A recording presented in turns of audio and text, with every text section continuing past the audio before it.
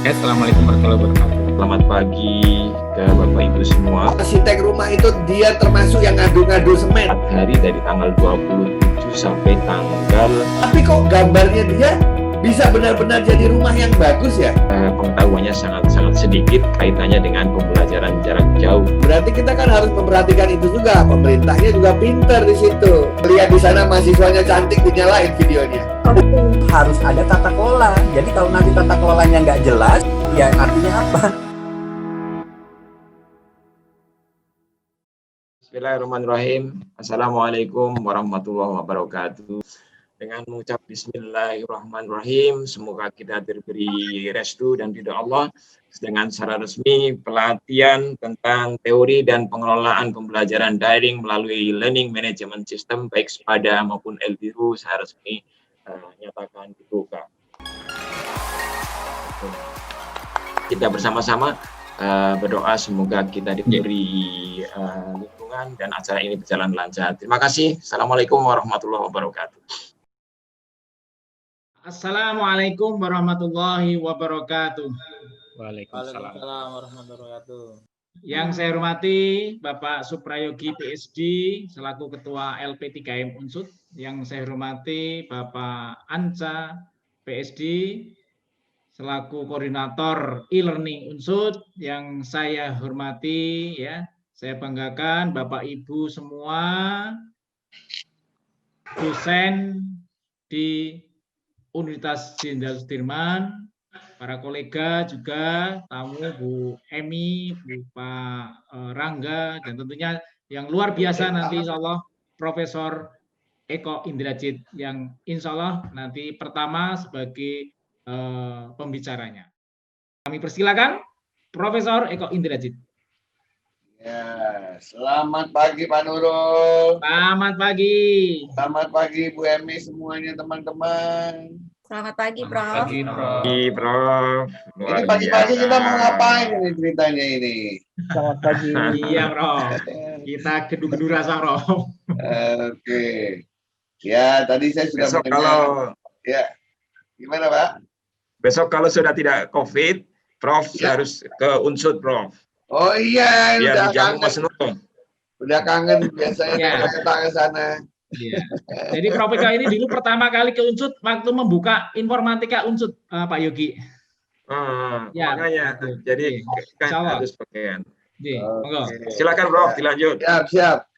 Ini 4 hari ya Pak ini ya, Pak NH ya. Oke. Oke, jadi pertama saya ucapkan terima kasih. Semoga semua dalam keadaan sehat, tidak kekurangan suatu apa. Nah, tadi Pak Suprayogi sudah mengatakan kita sudah cukup lama lah ya, sudah 8 bulan mendadak PJJ ini kan.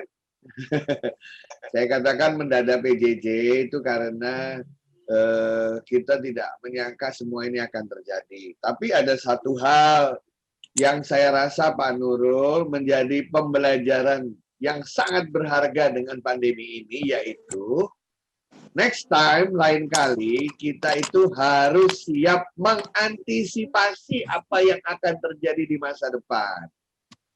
Nah, benarkah kalau saya kasih tahu bahwa saya dengan Prof. Ucok itu, Prof. Zainal Hasibuan, 20 tahun keliling kampus, keluar-keluar mengenai e-learning dan IT untuk pendidikan.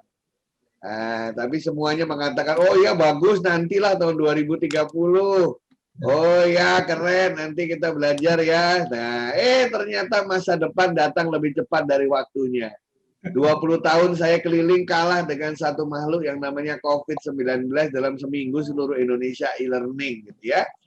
Nah, jadi sekarang paling tidak kalau kita mendengar istilah bagaimana pendidikan di dunia sudah mulai menggunakan augmented reality, virtual reality, machine learning, AI, ya kita sudah selayaknya mengantisipasi dari sekarang supaya peristiwa kagetan atau mendadak PJJ yang sekarang kita alami tidak kita alami kembali di masa mendatang karena kita sudah antisipasi begitu Pak Ena ya. Nah, Bapak Ibu sekalian, Bapak Ibu sekalian, ini kan sudah hari 8 dulu. Ini ada Mas Rangga nih, Mas Rangga saksinya itu ya. Baru datang nih. Iya. Biasa kalau terlambat Mas Rangga ya. Nah, dulu kan saya kasih satu framework yang mengatakan 3 bulan pertama itu kita anggap sebagai mendadak PJJ, karena PJJ-nya itu terjadi ketika kita tengah-tengah lagi UTS itu kan, di tengah semester.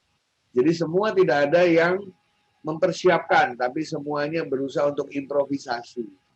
Kemudian ada liburan 1 bulan sehingga kita masuk ke tahap kedua yang namanya adalah PJJ yang lebih direncanakan. Ya, jadi sudah lebih direncanakan. Nah, setelah 8 bulan mendekati Desember ini, seyogianya sekarang Pak NH, kita masuk ke PJJ yang sudah berbasis standar. Isinya begitu, ya sudah berbasis standar. Nah, namun kita wajib ya, dalam konsep pendidikan dan pembelajaran kita wajib melakukan yang namanya apa? Evaluasi Pak NH. Asesmen. Ya. Evaluasi tujuannya bukan mencari kesalahan. Evaluasi tujuannya adalah untuk memastikan bahwa yang telah kita pelajari sudah yang kita terapkan sudah benar-benar efektif. Jika tidak efektif, kita cari tahu di mana tidak efektifnya untuk selalu kita perbaiki. Itu namanya evaluasi formatif, begitu ya. Media pembelajarannya, cara mengajarnya, strategi pembelajarannya, capaian pembelajarannya, metode pengajarannya, dan lain sebagainya. Nah, karena tadi Pak Suprayogi minta teorinya saya pernah sampaikan waktu Pak Rangga mengadakan hal yang sama di Unila waktu itu. Saya sharing sebentar ya Pak Nurul ya. Ya, monggo. Untuk mengingatkan kembali mengenai penjaminan mutunya. Ya. Jadi saya sudah sampaikan ini dulu. Kelihatan ya? Kelihatan, Prof.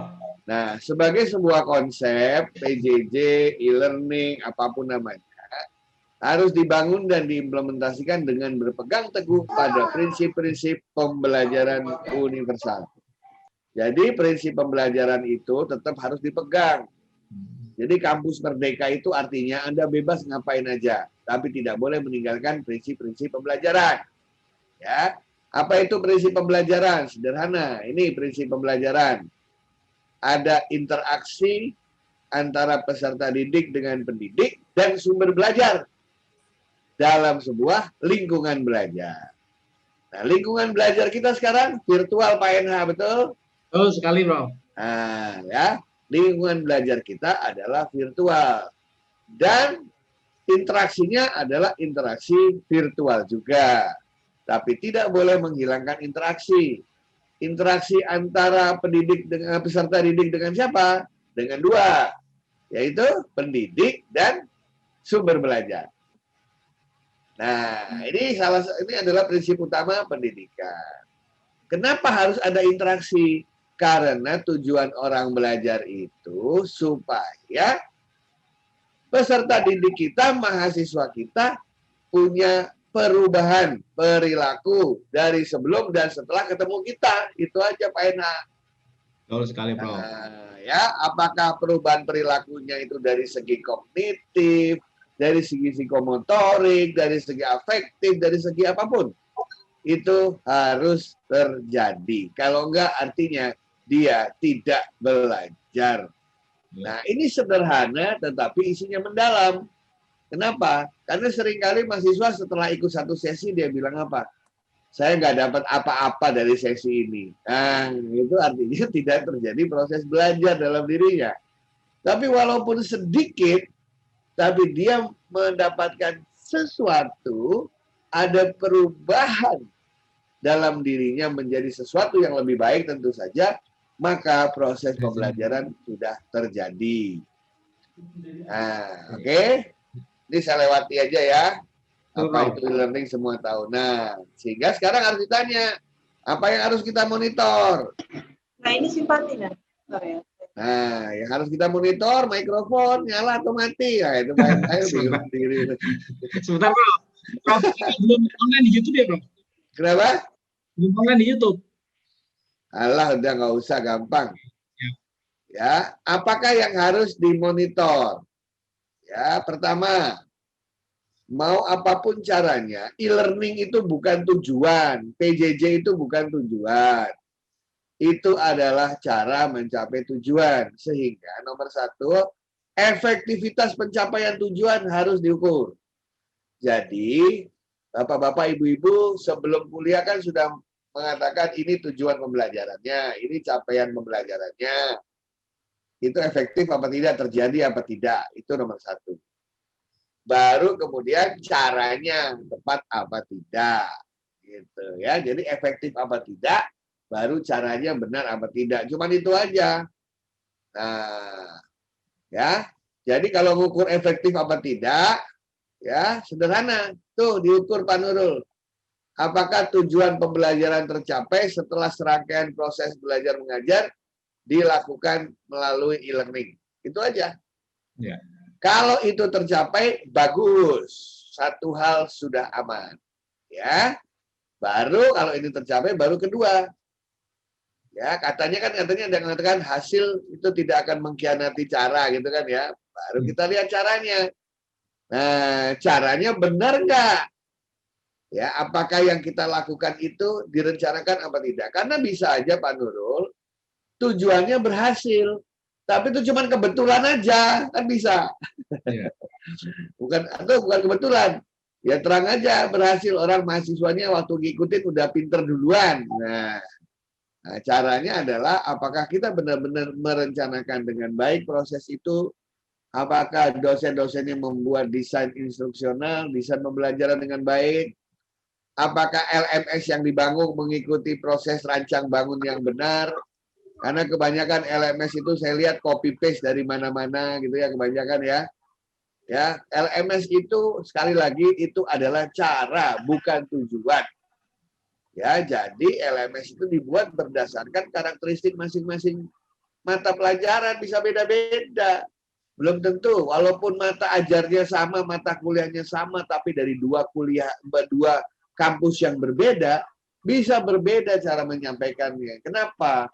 Karena peserta didiknya beda, karakteristiknya, sumber belajarnya beda, fasilitasnya beda, literasinya beda, dan lain sebagainya. Habis itu waktu mengimplementasikannya juga dilihat. Ya, diimplementasikannya benar apa tidak, menarik apa tidak, mahasiswanya bosan apa tidak. Sekarang banyak mahasiswa yang dilanda kebosanan. Ya. Nah, kemudian yang terakhir baru bagaimana cara Anda memastikan bahwa yang dilakukan itu efektif. Makanya ada evaluasi selalu. Pendidikan yang baik selalu ada evaluasi di tengah-tengah maupun di akhirnya. Gimana sih cara ngukurnya? Macam-macam. Ya, ada yang cara ngukurnya pakai survei, pre-test dan post-test. Ada yang siswanya suruh bikin asesmen sendiri. Jadi yang harus bilang sukses apa tidak bukan dosennya, tapi peserta didiknya. Nah, ya saya suka godain itu wali kota sama bupati sama gubernur yang selalu mengatakan kami sudah smart city. Yang menjuluki smart city itu bukan yang bikin, yang merasakan. Nah, masyarakat yang harus memberikan julukan kotanya sudah smart apa tidak. Karena dia yang merasakan. Sama. Udah efektif apa tidak e-learningnya? Jangan tanya dosennya, pasti dia bilang bagus, gitu kan. Tapi tanya yang menjalani. Fokus pendidikan adalah pada peserta didik. Bukan pada guru, bukan pada dosen, bukan pada instruktur. Nah, kita bisa melihat efektivitas dari segi pre-test, post-test, assessment mandiri, kita bisa observasi, atau testimoni dari anak-anak. Biarkan mereka peserta didik ngomong apa adanya, ya. Nah, jadi kalau kelihatan itu berhasil tuh tujuan pembelajarannya tercapai, ada perubahan di peserta didik, dia langsung merasakan manfaat sehingga tergila-gila e-learning, Pak Enha. Yes. Oh, kalau sudah tergila-gila e-learning itu baru benar tuh jalannya. Tapi kalau dia bilang bosan, pengen kembali tatap muka dan lain sebagainya, berarti ada yang salah. Nah, ini jelasin nanti Mas Rangga aja teorinya ya. Jadi saya hanya ingin menjelaskan bahwa yang namanya LMS, memilih bahan ajar dan lain sebagainya itu adalah cara strategi setelah kita melakukan serangkaian proses. Ada banyak teorinya, cara merancang bangun sistem e-learning. Ini tip-tip contoh saya berikan ya, tip-tip yang ada. Ya, ini adalah design and carry, salah satu model perencanaan desain instruksional. Ini adalah salah satu cara 9 kiat untuk bisa merancang bangun sistem e-learning yang baik. Ya, ini adalah cara mengimplementasikan e-learning yang baik. Walaupun berbeda-beda komponennya, saya melihat prinsipnya sama seperti yang sudah saya sampaikan tadi.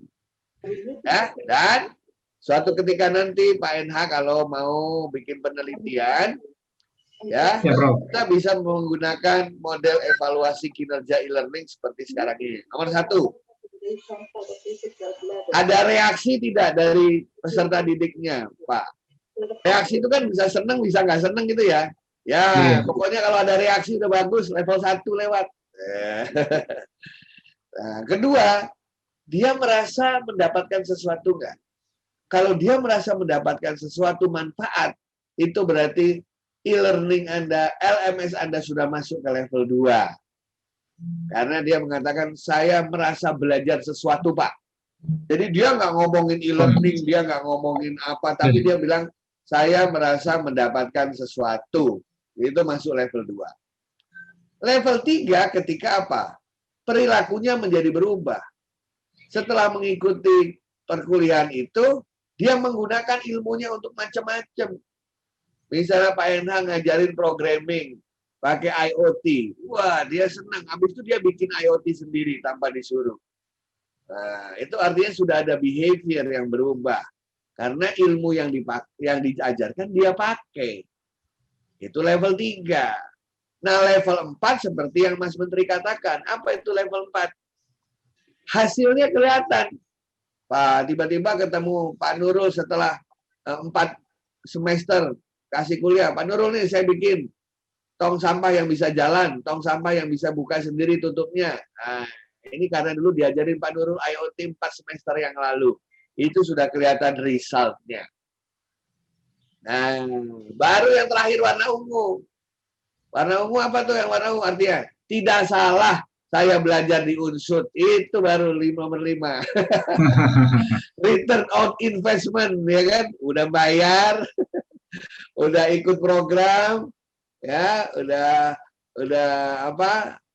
mengikuti semua, waktunya terbuang untuk kuliah, tapi saya merasa itu semua worth it, itu semua sepadan dengan waktu, biaya yang telah saya keluarkan.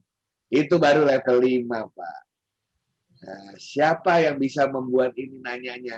Ya nanyanya ke peserta didik. Tiap mata kuliah bisa beda-beda. Tiap prodi bisa beda-beda. Ayo kalau berani teman-teman sekalian ini Raja Wali 34 mau bikin assessment mandiri silahkan. Biar Anda tahu ada di mana. Karena selama ini kan kita cuma melihat katanya begini, katanya begitu, katanya begini, katanya begitu. Belum benar-benar diukur dengan menggunakan instrumen yang baik. Itu pengantar dari saya, Pak Nurul. Saya lebih senang banyak kita berdiskusi. Ya, karena teorinya banyak. Tapi yang penting adalah Anda mendapatkan hakikatnya. Sekarang masanya Anda mengevaluasi, masanya Anda mengukur menjelang tahun baru. Apa yang diukur? Efektif apa tidak? Baru cara menuju situ benar atau tidak. Intinya itu Pak Nurul. Oke, terima kasih Prof. Eko. Luar biasa ini sebagai pengantar pada pagi hari ini bagaimana mengoptimasi pembelajaran daring di masa pandemi.